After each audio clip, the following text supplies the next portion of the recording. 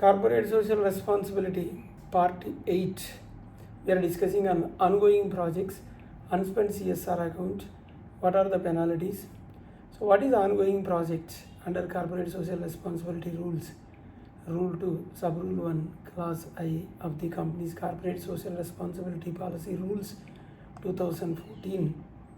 An ongoing project means a multi-year project undertaking by a company in fulfillment of its CSR obligation, having timeline and not exceeding 3 years, more than 1 year, not exceeding 3 years, excluding the financial year in which it commenced, and including a project that was initially approved for completion within 1 financial year, but whose duration has been extended beyond 1 year by the board based on the reasonable justification. This is what the meaning. So, multi-year project. Is every CSR project is an ongoing project? No. Only the project satisfying the conditions prescribed under Rule 2, Sub Rule 1, Clause I are treated as ongoing projects. A one-time activity completed within the same financial year is not an ongoing project. Who decides whether a project is ongoing or not? Board of Directors determines whether a project qualifies as an ongoing project based on the recommendations of the CSR committee wherever applicable and the requirements of the CSR rules. Can the board extend the duration of a CSR project? Yes. The board may extend a project beyond 1 financial year if there is a reasonable justification, provided the project satisfies the conditions. Rule 2, Sub Rule 1, Clause I. What happens if the CSR amount remains unspent for an ongoing project? Section 135, subsection 6. If the company shall transfer the unspent amount to a separate bank account called Unspent CSR, that is Corporate Social Responsibility Account, Unspent Corporate Social Responsibility Account, within 30 days from the end of the financial year, the amount will be utilized for an ongoing project within 3 financial years. So, what is the Unspent CSR Account? This is a special bank account opened by the company for depositing unspent CSR amount relating to ongoing projects. So, the account ensures that the CSR funds are ring-fenced and utilized only for the approved ongoing CSR projects.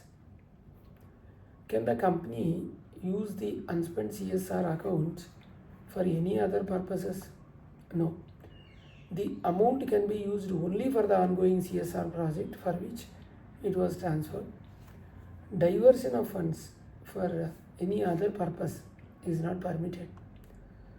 What happens if the amount remains unutilized after 3 financial years?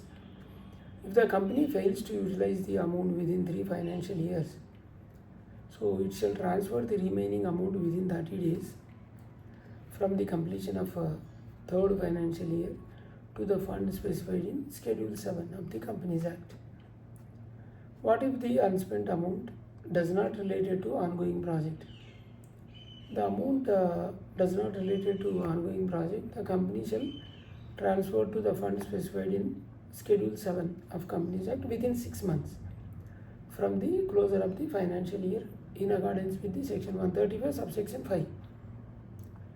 Is opening of unspent CSR account is a mandatory? Yes. Only where there is an unspent CSR amount and the amount related to ongoing project. Otherwise, there is no requirement to open such separate account. What are the examples of specified Schedule 7? Examples like PMNRF, that is Prime Minister National Relief Fund, PM Cares Fund, Clean Ganga Fund. Other funds specifically notified under Schedule 7. So, company should ensure that the fund is one of the funds recognized under the Schedule 7 at the time of transfer. Can the board defer the transfer of unspent CSR amounts?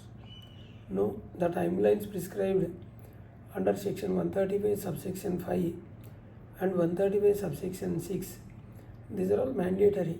Failure to transfer the amount within the prescribed period constitute non-compliance. If the company required to disclose unspent CSR amount, is it mandatory? Yes, the company should disclose the amount required to be spent, amount actually spent, the amount remaining unspent. Reason for not spending. Details of transfer to unspent CSR account as per Schedule 7 of the fund. So these disclosures are made in the annual CSR report, forming part of the board's reports. What are the responsibilities of the board? The board shall approve ongoing project, monitor implementation, ensure timely transfer of unspent amount, review utilization of unspent CSR amount, make the prescribed disclosures, ensure compliance with the section 135. So can an ongoing project be cancelled?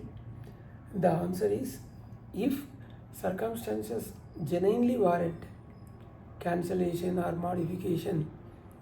The board should record detailed reasons and ensure the compliance with CSR rules regarding the treatment of any unspent amounts. Any decision should be properly documented. So what is the role of the CSR committee in ongoing projects? Wherever applicable, the CSR committee should review the project progress, recommend the modifications and monitor implementation, review fund utilization, and should periodic reports sending or submitting to the board. So what record should be maintained for ongoing projects? The company should maintain board approvals, annual action plan and project proposals, agreements with implementing agencies and bank statements of the unspent CSR accounts, utilization certificates, progress reports, site inspection reports, photographs wherever appropriate, and completion reports.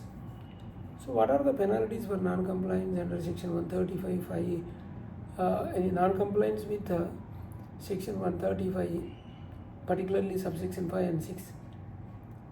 Then as per section 135 subsection 7, if a company fails to comply with the provisions relating to the transfer of unspent CSR amounts, then the company is liable to a penalty equal to twice of the amount required.